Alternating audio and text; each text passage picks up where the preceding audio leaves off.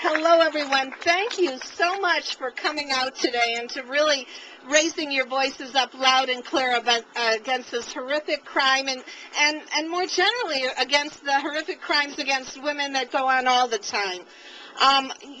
We send out from Richmond our deepest support for the young woman who experienced this horrible crime, and we send it out to her family, and we know that this crime is something that we have to talk and speak out against on a daily basis.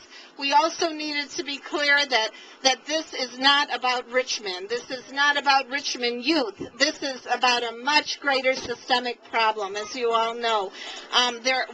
Violence against women occurs every 9 seconds. In the U.S., a sexual violation against women occurs. So that is really a horrible statement on where our nation is at. And we know it goes beyond our nation globally. We have not overcome the inequities in our society that allows this kind of thing to go on. So Richmond youth have been organizing at Richmond High, have had vigils and a wonderful press rally and a program expressing themselves through their poetry and their music.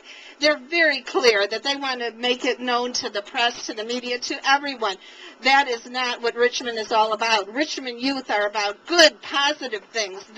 They're speaking their truth. They're speaking their truth not only about the horrors of this crime, but about the horrors of all the injustices, sexism, racism, poverty that we see throughout our nation and that we want to turn around.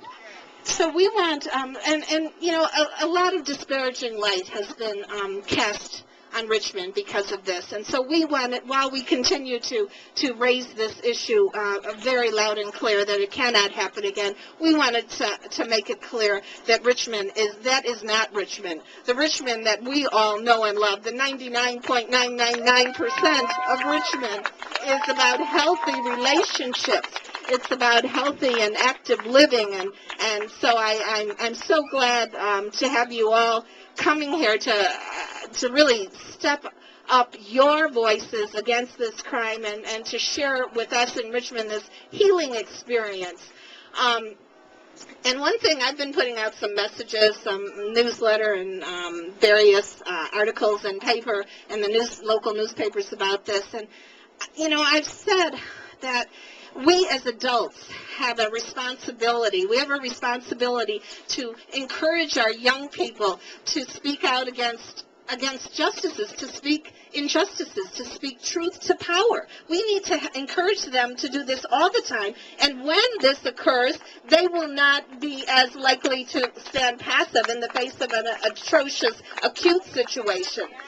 But unfortunately, we see sometimes, we see the representation of our youth and of women in advertising and commercial interests showing us as women as passive and as dehumanized, and our youth pick up on that. And if we don't counter that by saying, hey, you have to speak up against the representation of women in the media. You have to speak up against the representation of racial injustice.